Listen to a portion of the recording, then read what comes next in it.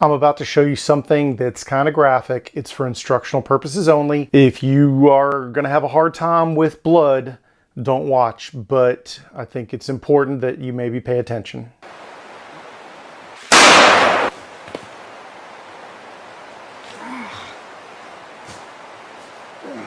So why did I show you that? Understand that most of you guys watching this probably spend some amount of your time on the range. I do as well. A lot of you carry guns, and you carry guns with the thought that it is possible you might have to shoot somebody. That's a possibility. But if you're on the range, the probability of gunfire is 100%. Hopefully it is controlled and everybody is safe. But understand that accidents do happen. And even if you are 100% good to go and you never have any issues, if you're ever on a public range, you may see somebody get injured.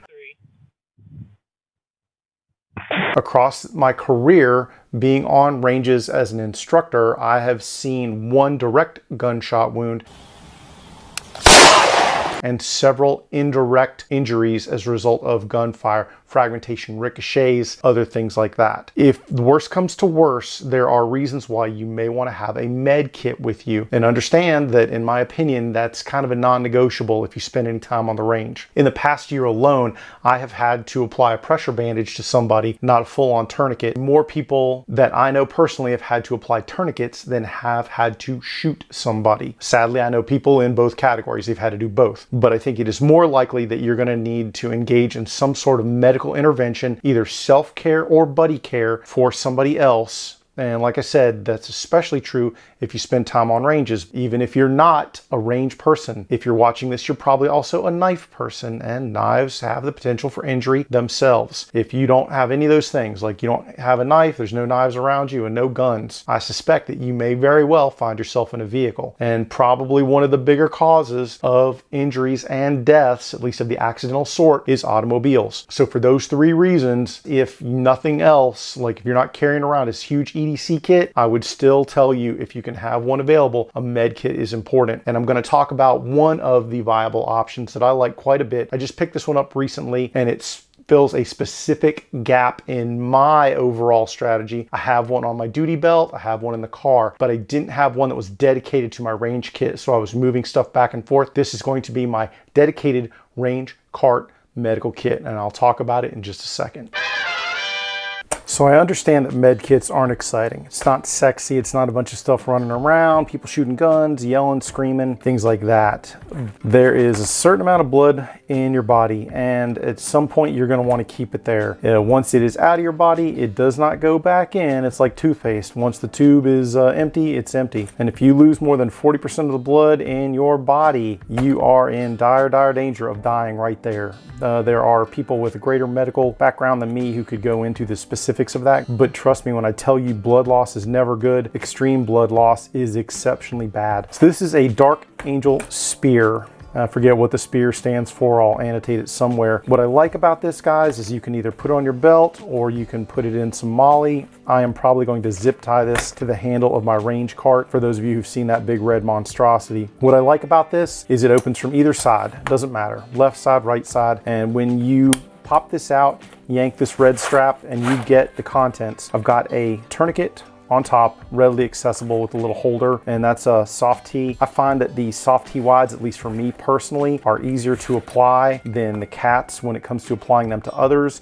I find the cats are a little easier to self-apply, but the main reason I have this kit is for others. I can get this on myself. I've practiced that. Something you should do as well, by the way. The tourniquet is right on top, easy to get to. The thing that you need the fastest is the quickest to get to. When we get into the kit itself, guys, we got a pressure bandage right here. Did I mention I had to apply one of those earlier this week? You've got gauze of the hemostatic and non-hemostatic variety. Had to use some of that too. Gloves and a Mylar blanket. The Mylar blanket I don't really care about as much. And you've got a nasopharyngeal airway here. When it comes to survivable injuries on the quote battlefield, space, whatever, extremity bleeds, if you can stop it, like a catastrophic amputation, or severe bleed of arm or leg, like a femoral or brachial artery that is letting loose, you don't have all day to get that blood stopped. Having a tourniquet that is readily accessible is smart. If it's not that bad a bleed, but it's a bad enough bleed, then a pressure bandage. Oh, and there are chest seals in here as well underneath. We'll talk about that in a second. For non-catastrophic bleeds, pressure bandages, because look, if you can't get the bleeding stopped, sooner or later it's going to become a problem, even if it's not a quote catastrophic bleed. I'm not as worried about those, but I still have to deal with them. If you have any penetrating injury between belly button and collarbones, front to back or back to front, you need to seal those so that air does not get into that pleural cavity. Plural, is that the correct one? Let me know if I'm right or wrong in the comments. You've got to stop that airway from